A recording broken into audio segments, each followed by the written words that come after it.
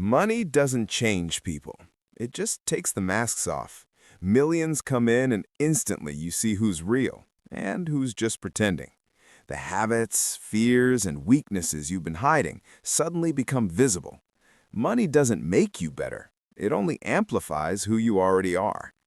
Today, we're going to explore why wealth reveals the truth about a person, the truth they're often too scared to face themselves.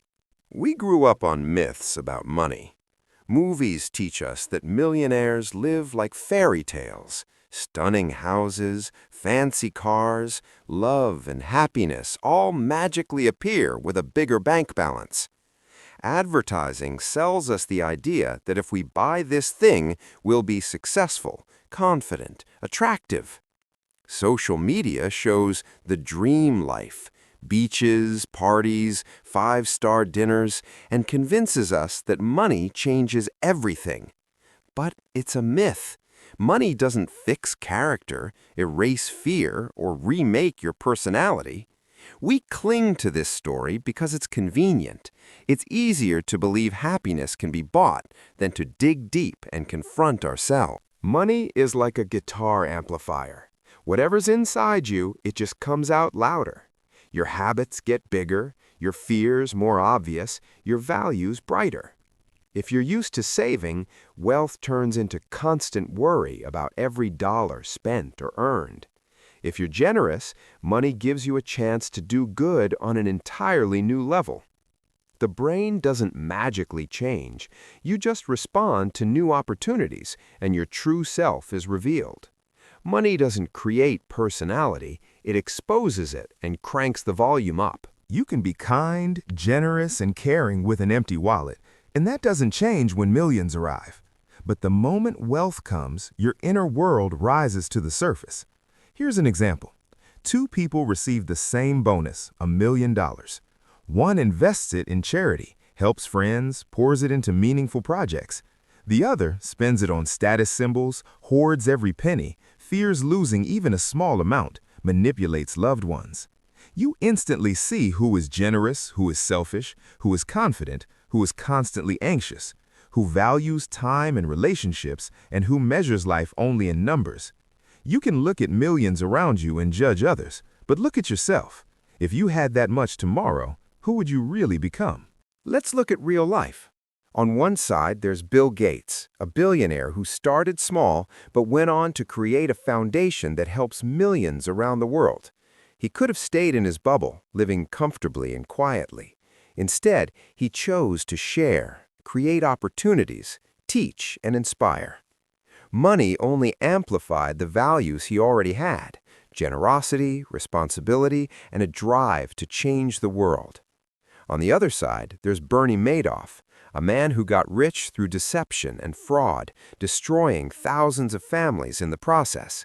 He had millions, but his inner world stayed the same: greed, fear of losing control, and disregard for others. Here's another important point: the power of habits. Money amplifies the habits you already have. If someone is used to planning their day, managing their finances, and investing in personal growth, wealth just scales up those actions. Their life doesn't get lost in numbers, it multiplies. But if someone has always acted on impulse, rushed through life, and spent on instant gratification, millions become an accelerator of those tendencies. Everything becomes more visible. The habit of overspending, hoarding, or manipulating others comes to the surface with double the force. Childhood habits, ingrained patterns, and long-standing attitudes scream through money: who you are, what you value, what truly matters to you. If habits are amplified by money, emotions are amplified even more. Fear, anxiety, insecurity, they all start showing up louder, sharper, harder. Think about it. Someone can have millions, beautiful houses, fancy cars, endless travel, but inside there's emptiness, a gnawing anxiety, a sense that something is still missing. Money doesn't fix old patterns, it magnifies them. If, as a child, you were told, "Don't stick your neck out, you're not worth much," or don't trust people, those messages stick. And then comes a new context, wealth. Anxiety multiplies. What if I lose it? What if I get cheated? What if I fail?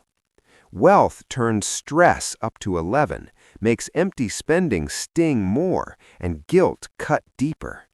Millions won't give you confidence if fear and childhood programming still live inside you. So, what have we learned? Money doesn't change people, it reveals them. Your habits, your fears, your values, the attitudes you've carried since childhood. You can earn millions, but if you haven't done the inner work, wealth will only amplify old patterns. Generosity can grow, but so can greed. Confidence can emerge, but so can anxiety. It's not about the numbers in your bank account, it's about who you are when they arrive. What habits do you carry? What fears are still hiding in the shadows? Which values are ready to scale alongside your wealth? When you earn your first millions, who will you become? A hero or a hostage of your own patterns?